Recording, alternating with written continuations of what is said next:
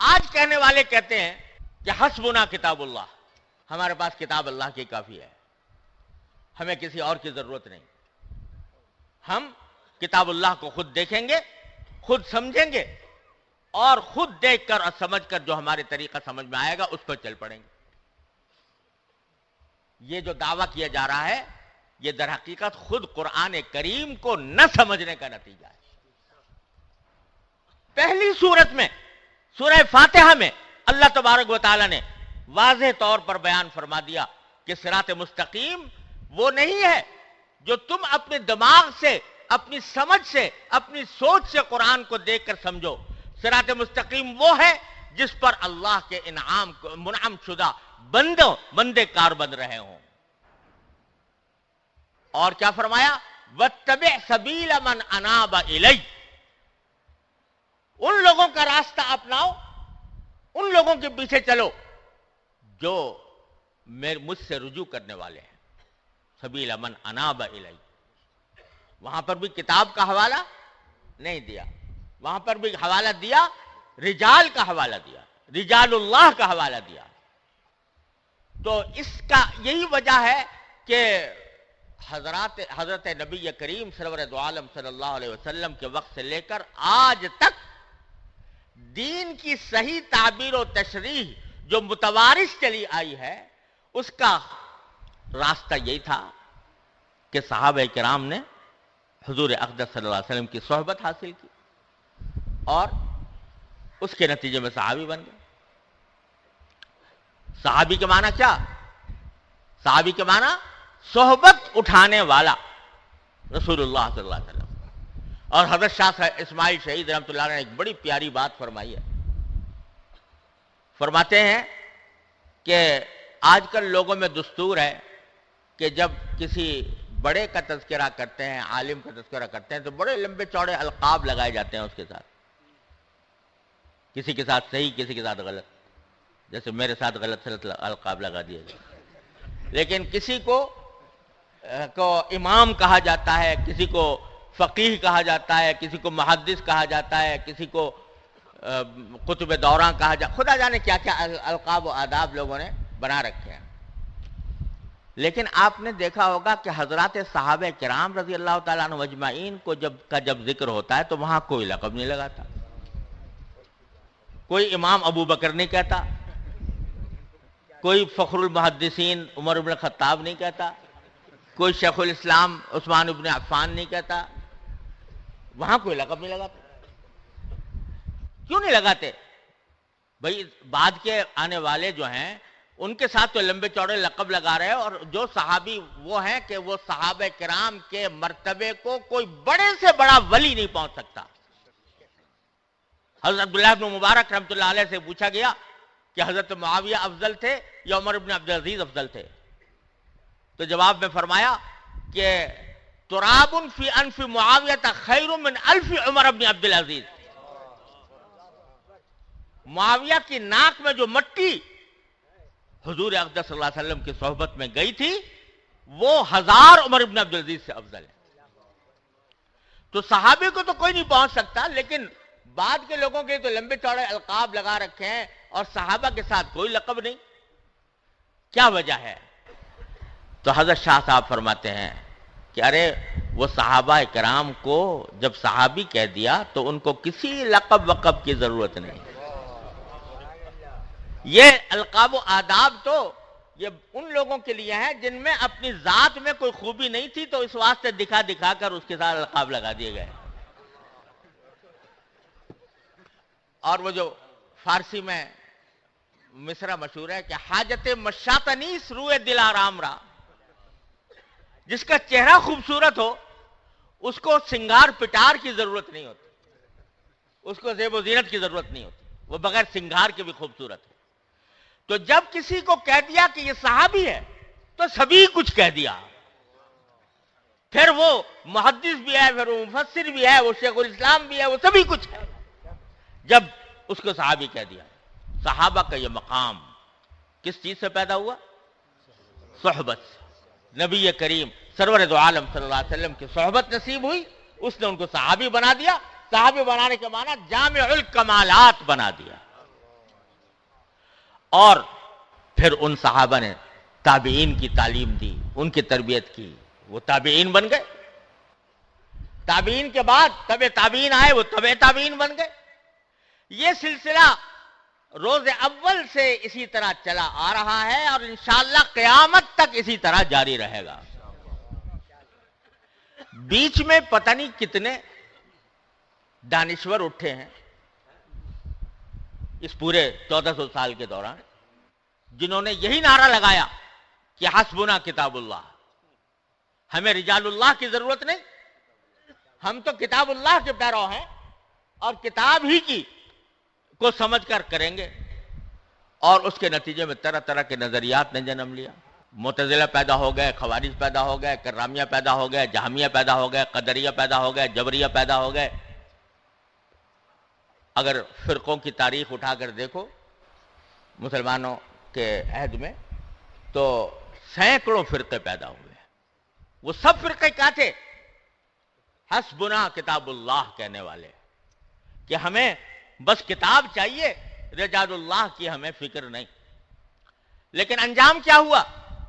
تھوڑے تھوڑے دنوں ہر ایک نے اپنی چمک دمک دکھائی اور کچھ عرصے بڑا سکہ لوگوں کے دلوں پر بٹھایا، یہاں تک بٹھایا کہ بعض اوقات حکومتیں بھی ان کی آ گئیں اور ان کی حکومتوں نے جو صحیح دین پر چلنے والے تھے ان پر جبر و تشدد کا بازار گرم کیا، امام احمد بن حنبل کے اوپر کوڑے برسائے. لیکن کیا ہوا؟ کچھ عرصہ اپنی چمک دمک دکھا کر، کچھ عرصہ اپنا زور شور دکھا کر وہ ایسے دفن ہوئے، ماضی کے ملبے میں اس طرح دفن ہوئے کہ آج ان کا ذکر صرف تاریخ کے اوراق میں موجود ہے، کوئی ان کا جاننے والا بھی موجود نہیں. ایک نہیں، سینکڑوں. تو یہ عبرت کا سبق ہے ان لوگوں کے لیے کہ جو رجال اللہ سے قطع نظر کر کے صرف کتاب اللہ کو دیکھنا چاہتے ہیں اپنی سمجھ کے مطابق، اپنی فہم کے مطابق، اور رجال اللہ کے ساتھ ان کی صحبت اور ان کی تعلیم سے بے نیاز ہو کر چلنا چاہتے ہیں. وہ سب 1400 سال کے اندر وہ سب ختم ہو چکے ہیں اور نئے نئے پیدا ہوتے رہتے ہیں، ختم ہوتے رہتے ہیں، نئے نئے پیدا ہوتے رہتے ہیں، ختم ہوتے رہتے ہیں. لیکن جن لوگوں نے دین کی تشریح کتاب اللہ اور رجال اللہ دونوں کو ساتھ لے کر کی ہے اور دین کو ان کے ذریعے سمجھا ہے، ان کا جو طریقہ ہے وہ جس طرح صحابہ کرام کے دور میں تھا الحمدللہ آج بھی موجود ہے، وہ ختم نہیں ہونے والا. کیونکہ یہ وہ ہے جس کو رسول کریم سرور دو عالم صلی اللہ علیہ وسلم نے فرمایا ما انا علیہ واصحابی. جب یہ فرمایا تھا کہ میری امت 72 فرقوں میں بٹ جائے گی تو وہاں حضور اقدس صلی اللہ علیہ وسلم سے پوچھا گیا پھر کون سا ہوگا نجات پانے والا؟ تو آپ یہ بھی فرما سکتے تھے جو قرآن پر عمل کرنے والا ہوگا. کہہ سکتے تھے کہ نہیں؟ جو قرآن پر عمل کرنے والا ہوگا وہ ہوگا نجات یافتہ. آپ نے یہ نہیں فرمایا، فرمایا ما انا علیہ واصحابی، جس طریقے پر میں ہوں اور میرے صحابہ ہیں وہ ہوگا صحیح راستے کے اوپر. جس کے معنی یہ کہ جو کتاب اللہ تو ہے ہی اپنے مقام پر، لیکن کتاب اللہ کے ساتھ رجال اللہ کو لے کر جو چلے گا وہی ہوگا صحیح راستے پر اور وہ نجات پانے والا ہوگا.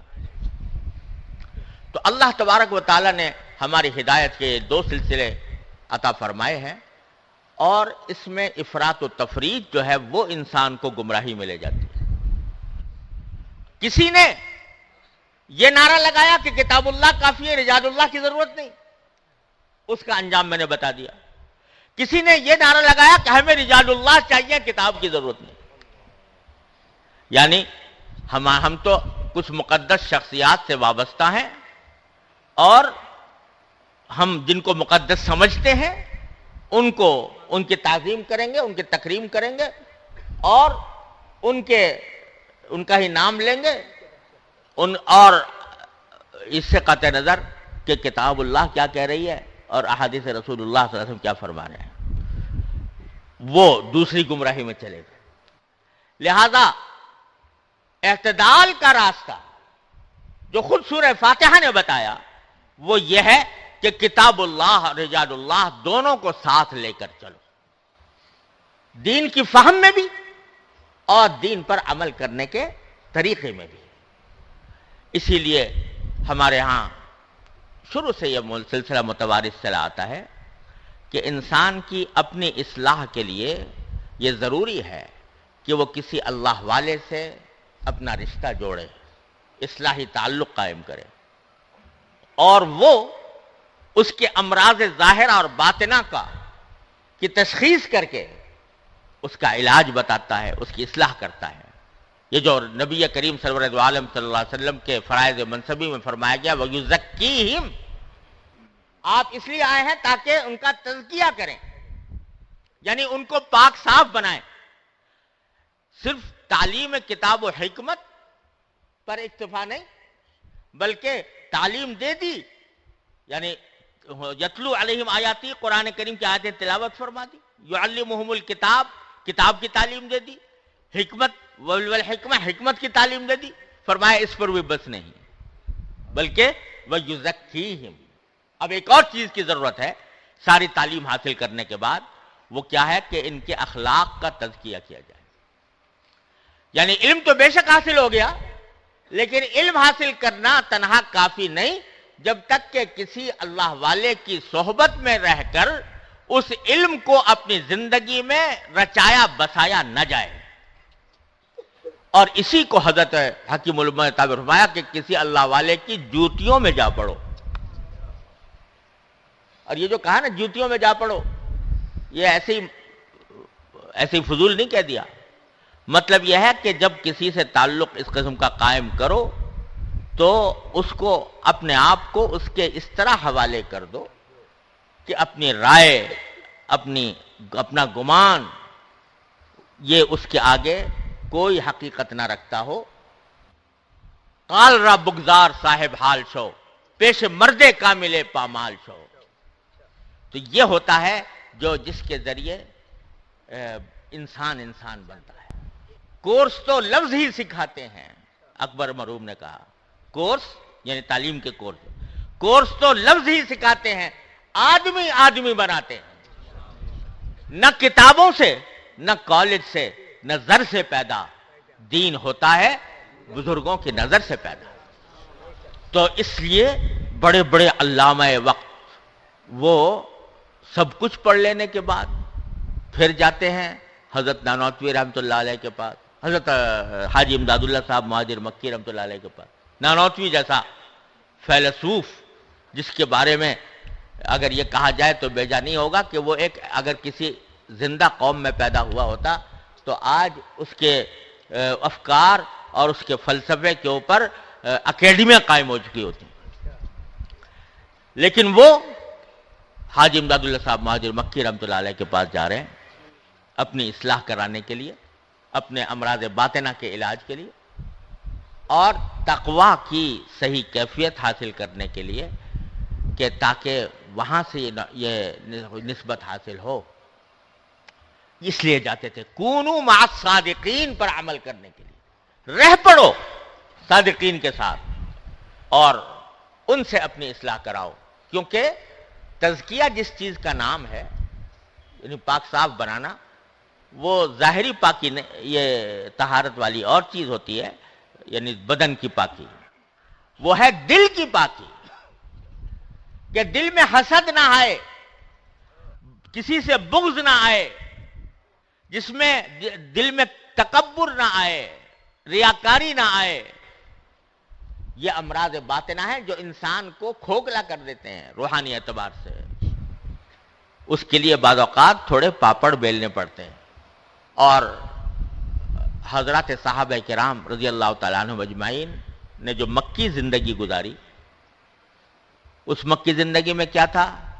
کفار کا ظلم و ستم برداشت کر رہے تھے، تپتی ہوئی ریت پر لٹایا جا رہا ہے اور کوڑے برسائے جا رہے ہیں، پاؤں میں زنجیریں ڈال دی گئی ہیں، یہ سارا ظلم و ستم ہو رہا تھا، لیکن اللہ تعالیٰ کی طرف سے حکم یہ تھا قرآن کریم میں اس وقت کہ خبردار کسی بھی ظلم کا جواب نہ دینا، کسی بھی ظلم کا جواب نہ دینا، ہتھیار اٹھانے کی اجازت نہیں، کیوں نہیں تھی؟ ارے بھائی کم از کم اتنا تو کر سکتے تھے کہ اگر وہ 10 مرتبہ مار رہے ہیں تو یہ 2 مرتبہ مار دیتے ان کو.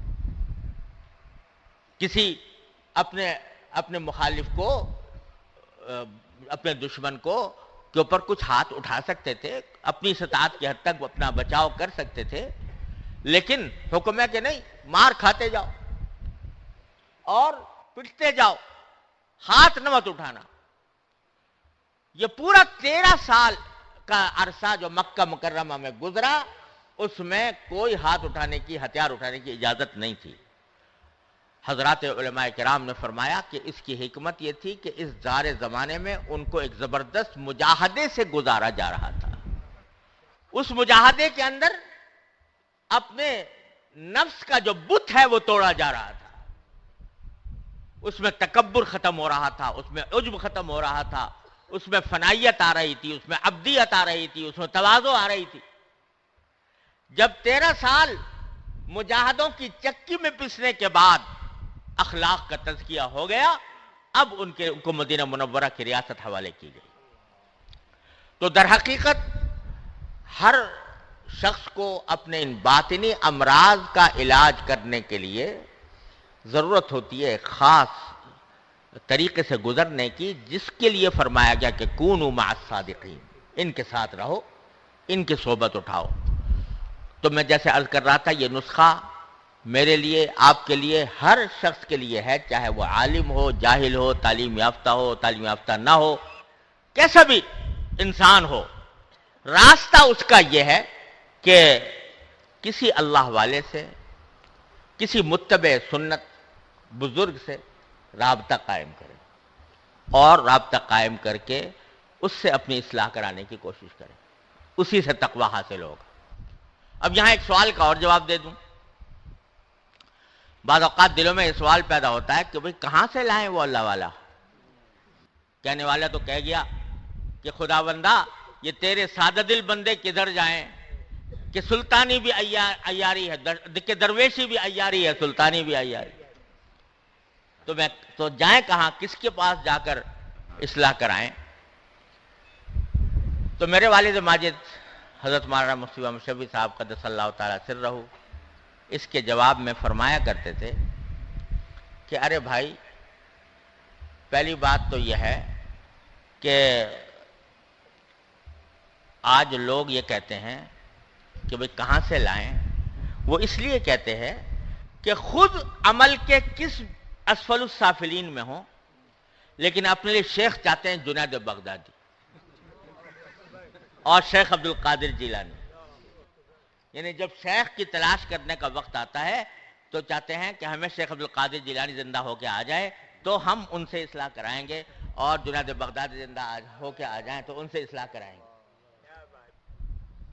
تو اس معیار پر تلاش کرتے ہیں جو ان بزرگوں کا معیار تھا، ان اولیاء کرام کا معیار تھا. حضرت ایسا فرماتے ہیں ارے بھائی جیسی روح ویسے فرشتے،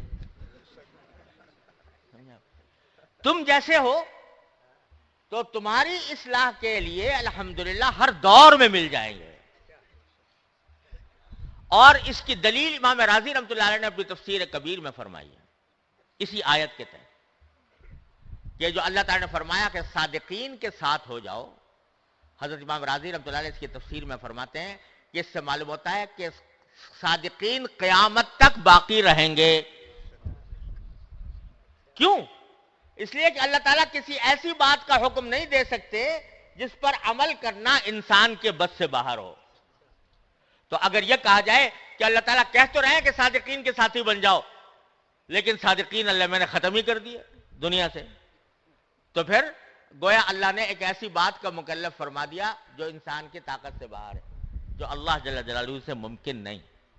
لہذا صادقین، امام راضی فرماتے ہیں یہ آیت پیشین گوئی ہے اس بات کی کہ صادقین قیامت تک باقی رہیں گے.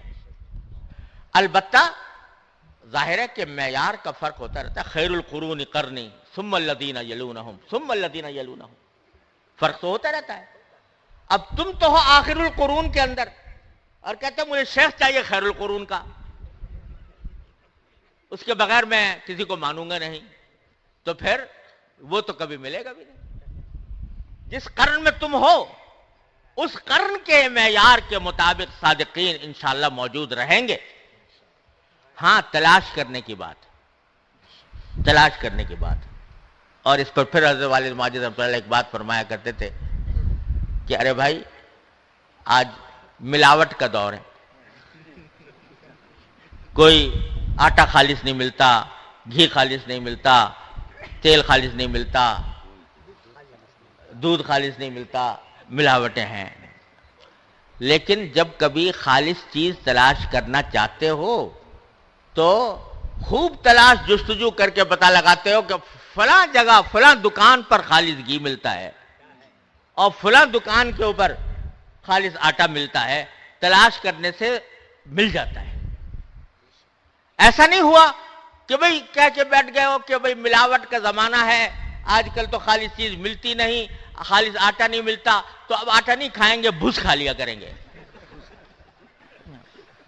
کوئی آدمی ایسا نہیں کرتا، بلکہ تلاش کرتا ہے، جستجو کرتا ہے، اللہ تبارک و تعالیٰ عطا فرما دیتے ہیں.